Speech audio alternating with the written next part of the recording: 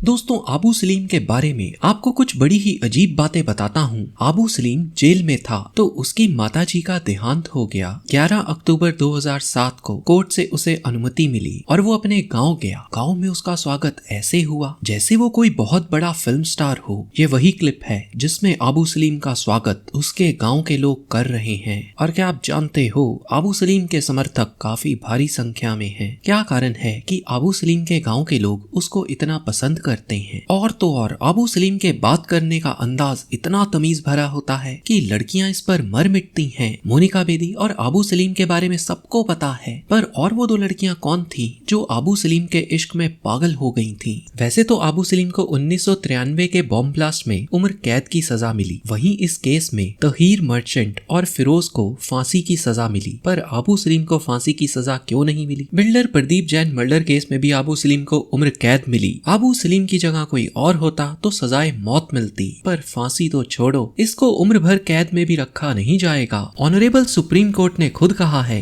कि सलीम को 2030 तक छोड़ दिया जाएगा। इतना ही नहीं, आबू सलीम पर गुलशन कुमार की हत्या का केस भी कभी नहीं चला। हत्या की चार्जशीट में आबू सलीम का नाम शामिल था, लेकिन जब भी अदालत में उसका नाम आया, उसके नाम के आगे एब्सेंट यानी गैर हाजिर लिख दिया गया। जबकि सच्चाई ये थी कि वो कुछ दूर आर्थर रोड जेल में बंद था। आखिरकार ऐसा वीआईपी ट्रीटमेंट क्यों? वैसे तो आबू सलीम यूपी का है और यूपी में है योगी सरकार, और योगी जी ने कई बार गुंडों और माफियों को मिट्टी में मिलाने की बात कही है, परंतु आबू सलीम के केस में योगी जी भी कुछ नहीं कर सकते। अगर हम जुर्म की कारी दुनिया की बात करें तो आबू सलीम एक इकलौता ऐसा गैंगस्टर है जिसने कभी भी कोई भी गैंग नहीं बनाया, और बिना किसी गैंग की सहायता से ही इस व्यक्ति ने दाऊद और दाऊद की डी कंपनी से पंगा लिया था। दोस्तों, कई ऐसी फिल्म्स हैं जिनमें हीरो से अधिक लोग विलन की ओर आकर्षित हो जाते हैं। जैसे यश चोपड़ा की फिल्म डर में लोग फिल्म के हीरो सनी देओल से कम और नेगेटिव किरदार निभाते शाहरुख खान से अधिक प्रभावित हुए। कुछ ऐसी ही सच्ची कहानी है आबू सलीम की। एक सिरफिरा आशिक जो एक लड़की को पागलों की तरह प्रेम करता है, जिसको चलती ट्रेन में ही एक लड़की से प्रेम हो जाता है और चलती ट्रेन में ही वो शादी भी कर लेता है। आबू सलीम के धमकाने के तरीके भी बड़े फिल्मी थे। पंजाबी सिंगर दिलेर मेहंदी ने एक इंटरव्यू में बताया था कि आबू सलीम ने एक बार फोन करके कहा कि इस एक समय में आकर हम आपके दफ्तर में गोलियां मार देंगे। पहले तो दिलेर मेहंदी को लगा कि ऐसे ही किसी ने उनके साथ मजाक किया, पर फिर जब वो समय आया तो आबू सलीम ने सच में गोलियां चलवाई और दिलेर मेहंदी को फोन करके कहा कि अब तो आपको यकीन हो गया ना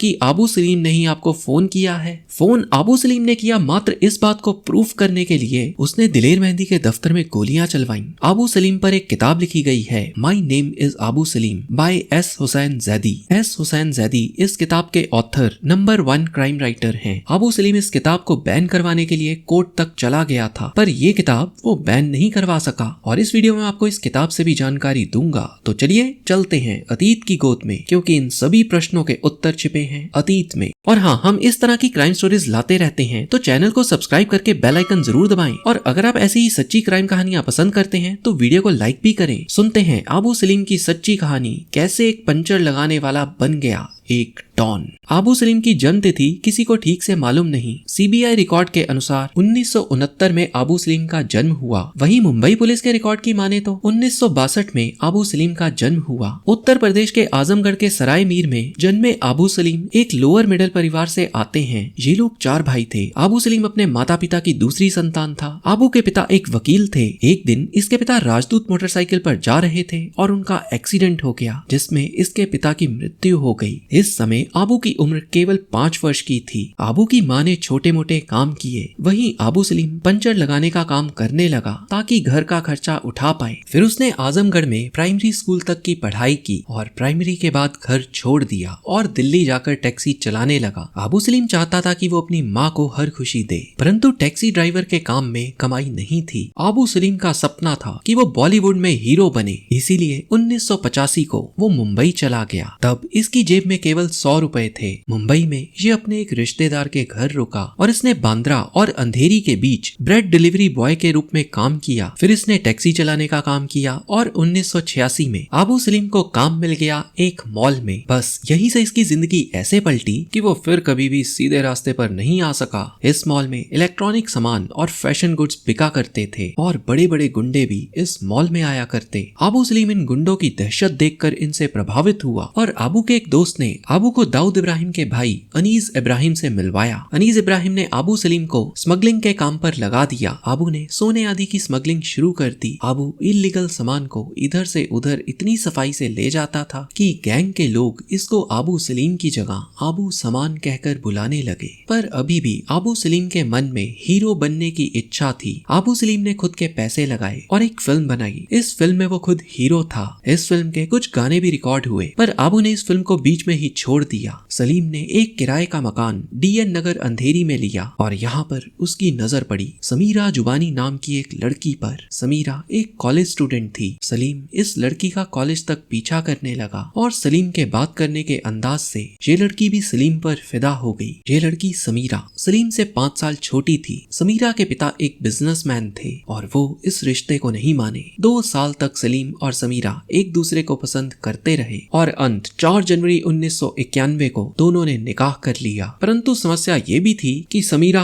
कानूनन शादी कर ही नहीं सकती थी क्योंकि वो केवल 17 वर्ष की थी। समीरा की फैमिली ने सलीम पर FIR करवाई, परंतु समीरा ने आत्महत्या कर लेने की बात कही। लोगों के समझाने पर समीरा के घर वालों ने FIR वापस ले ली, परंतु DN नगर के थाने में सलीम का रिकॉर्ड आ गया। उसके फिंगरप्रिंट्स इस थाने में लिए गए। अभी के लिए आप इस बात को नोट कर लो कि थाने में सलीम का रिकॉर्ड आ गया। और अगर इस किताब की माने तो आबू सलीम ने संजय दत्त की फिल्म यलगार देखी और अब आबू सलीम संजय दत्त का फैन हो गया। इसी फिल्म के डायरेक्टर फिरोज खान ने यलगार की शूटिंग के समय संजय दत्त को अनीस भाई से मिलवाया था और अनीस भाई ने संजय दत्त से कहा था कि उसको कुछ भी चाहिए हो तो वो उसे बता दे। फिर 1992 में बाबरी मस्जिद गिरा दी गई, जिससे हिंदू मुस्लिम दंगे भड़क गए। संजय दत्त के परिवार को धमकियां मिलने लगी। संजय दत्त के घर एक फोन आया और किसी ने कहा कि वो संजय दत्त की बहन के साथ दुष्कर्म करवा देगा, उसके पिता को मरवा देगा और उसके घर को भी आग लगवा देगा। पहले भी संजय दत्त के परिवार को कई धमकियां मिलती रहीं, परंतु किसी भी प्रकार की स्पेशल प्रोटेक्शन इनके परिवार को नहीं दी गई। संजय दत्त ने फैसला किया कि वो अपने परिवार की रक्षा खुद करेगा। संजय दत्त ने अनीस भाई को कांटेक्ट किया और अनीस भाई ने गन देने का काम सौंपा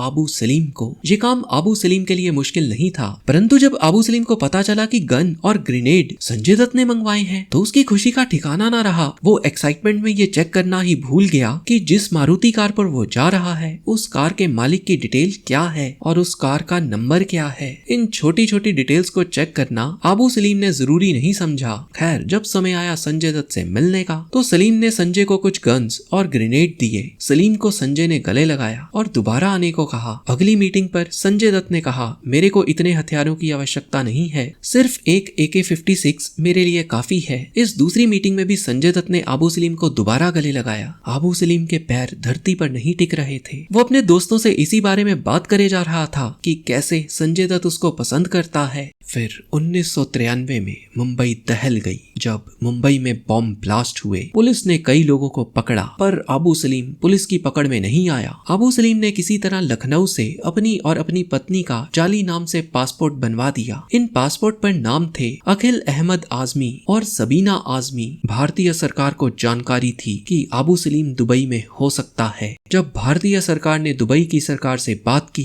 तो दुबई की सरकार ने बताया आबू सलीम नाम का कोई भी व्यक्ति उनके देश में नहीं है। इधर आबू सलीम ने अपना नाम तो बदल लिया था, पर वो हर गुनाह करने पर अपना असली नाम ही बताता था। दुबई में रहकर ही उसने बिल्डर प्रदीप जैन का मर्डर करवाया, क्योंकि प्रदीप जैन ने आबू सलीम को फिरौती देने से इनकार कर दिया। आबू सलीम ने मुंबई के बिल्डर्स के मन में डर डालने के लिए उसको मरवा दिया। इसके बाद आबू सलीम ने प्रदीप जैन की पत्नी को प्रदीप जैन की 13वीं पर फोन किया और हंसकर बोला, आबू सलीम बोल रहा हूँ। प्रदीप जैन की पत्नी ज्योति ने कहा, अब तुम क्या चाहते हो? तो आबू सलीम ने कहा, प्रदीप के भाइयों को कहो वो पेमेंट कर दें, नहीं तो चारों भाई मारे जाएंगे। जैन भाई डरे हुए थे, पर अभी उनके पास कैश नहीं था। वो आबू सलीम को मुंबई में कुछ प्रॉपर्टी देने को मान गए। कहते हैं इसके बाद कई बिल्डर्स ने आबू सलीम को अपनी प्रॉपर्टी में हिस्सा दिया, क्योंकि सभी बिल्डर्स आबू सलीम से डरते थे। आबू सलीम के ही कारण दाऊद इब्राहिम की डी कंपनी की इनकम कई गुना बढ़ गई। अब वो समय आ गया जब आबू सलीम को किसी भी काम के लिए किसी से भी पूछना नहीं पड़ता था। आबू सलीम नेपाल के रास्ते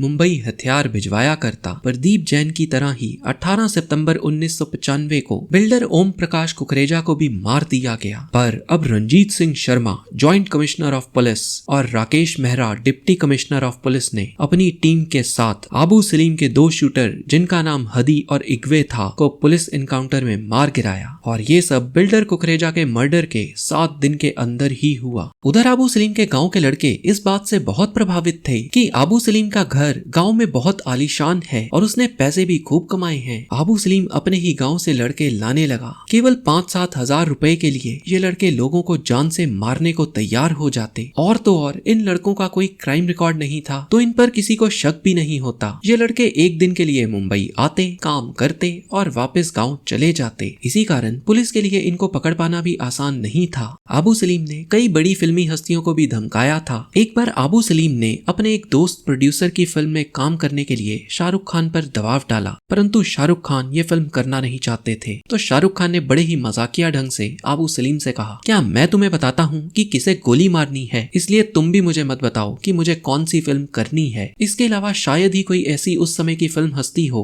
जिसको आबू सलीम ने धमकाया ना हो। फिर अगस्त 1997 को इंडियन एक्सप्रेस के एक रिपोर्टर ने उसे कॉल किया तो आबू सलीम ने उसे बताया अगले हफ्ते कुछ होने वाला है। और 12 अगस्त को ही एक व्यक्ति सुबह शिव मंदिर से पूजा करके वापस अपनी कार की ओर जा रहा था कि तभी 3 व्यक्ति हथियार लिए उस व्यक्ति के आगे आ गए। हथियार लिए एक व्यक्ति ने बोला, चलो बहुत पूजा कर ली, बाकी की पूजा ऊपर जाके करना। इतना कहकर उसने गोली चला दी। गोली सीधा उस व्यक्ति के सीने पर जा लगी। उस व्यक्ति का ड्राइवर भाग कर आया, परंतु तभी और गोलियां चलने लगी। ड्राइवर गोलियों से घायल हो गया और उस व्यक्ति के 16 गोलियां लगी। गोलियां चलाने वाले एक टैक्सी में भाग गए। जिस व्यक्ति के 16 गोलियां लगी थीं, वो कोई और नहीं टी सीरीज के मालिक गुलशन कुमार थे। इस हत्या के बाद जब इंडियन एक्सप्रेस के उसी रिपोर्टर ने दोबारा फोन करके आबू सलीम से पूछा कि आपने ही गुलशन कुमार का मर्डर करवाया है, तो आबू सलीम बोला लाल कृष्ण अडवाणी ने करवाया है। और उधर जब पुलिस के हाथ वो तमंचा लग गया जिससे गुलशन कुमार की हत्या हुई थी, तो इस तमंचे पर लिखा था मेड इन बेमहौर। जांच एजेंसियों ने बेमहौर देश ढूंढना शुरू कर दिया, पर कुछ पता ही नहीं चला। पता भी कैसे लगता, ऐसा कोई देश था ही नहीं। बेमहौर तो यूपी के आजमगढ़ जिले में पड़ता एक गांव है जहां हथियार बनाने का एक अवैध कारखाना था। और गुलशन कुमार के मर्डर के पीछे जो बात थी वो ये थी कि आबू सलीम ने फोन करके गुलशन कुमार से कहा था, तुम वैष्णो देवी में रोज भंडारे करवाते हो, हमें भी कुछ खिलाओ। और इसके बाद उसने 10 करोड़ रुपए की मांग गुलशन कुमार से की। इस पर गुलशन कुमार बोले, तुम्हें 10 करोड़ देने से अच्छा है मैं वैष्णो देवी में 10 बार भंडारा करवा दूं। और ये बात सलीम को चुभ गई।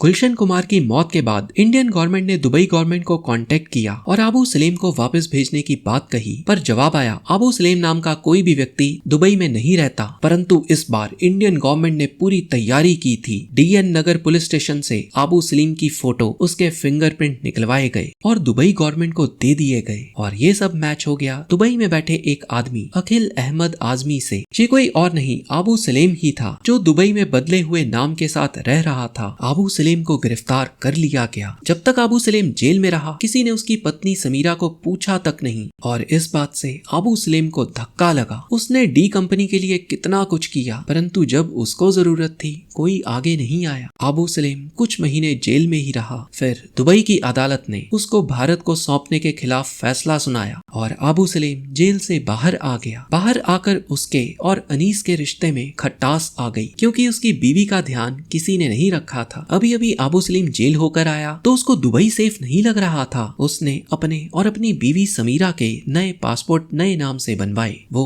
US से जाने की तैयारी करने लगा। पहले आबू सलीम की पत्नी समीरा US से गई। US से जाकर समीरा ने एक लड़के को जन्म दिया। 1998 में मोनिका की बात आबू सलीम से फोन पर हुई। उस समय मोनिका बेदी का एक स्टेज शो दुबई में था। आबू सलीम ने मोनिका को बताया कि वो एक कारोबारी है। आबू सलीम की बात करने के तरीके से मोनिका काफी प्रभावित हुई और दोनों नजदीक आ गए। आबू ने मोनिका को अपना नाम आर्सलन अली बताया। और तो और मोनिका बेदी के अनुसार आबू सलीम जरूरतमंदों की मदद करने वाला एक नेक इंसान था। आबू सलीम और मोनिका की नजदीकियां बढ़ रही थीं। सलीम ने यूएसए में ग्रोसरी स्टोर खरीदकर अपनी पत्नी समीरा को दिया और तकरीबन 1 करोड़ रुपए भी उसे दे दिए ताकि उसकी पत्नी उसके बच्चे की परवरिश अच्छे से कर सके। यूएसए में 11 सितंबर 2001 को ट्विन टावर पर हमला हुआ। अब क्योंकि आबू सलीम मुंबई के बॉम्ब ब्लास्ट में आरोपी था तो आबू सलीम को यूएसए भी अपने लिए सुरक्षित नहीं लगा। आबू सलीम मोनिका को लेकर कई देश घूमा और उधर 20 अक्टूबर 2005 को समीरा ने आबू सलीम से डिवोर्स लेने के लिए यूएसए में डिवोर्स केस डाल दिया। ये डिवोर्स बाद में कोर्ट ने मंजूर भी कर लिया। वहीं मोनिका और आबू सलीम कई देश घूमने के बाद अंत नॉर्वे जा पहुंचे। मोनिका बेदी के पिता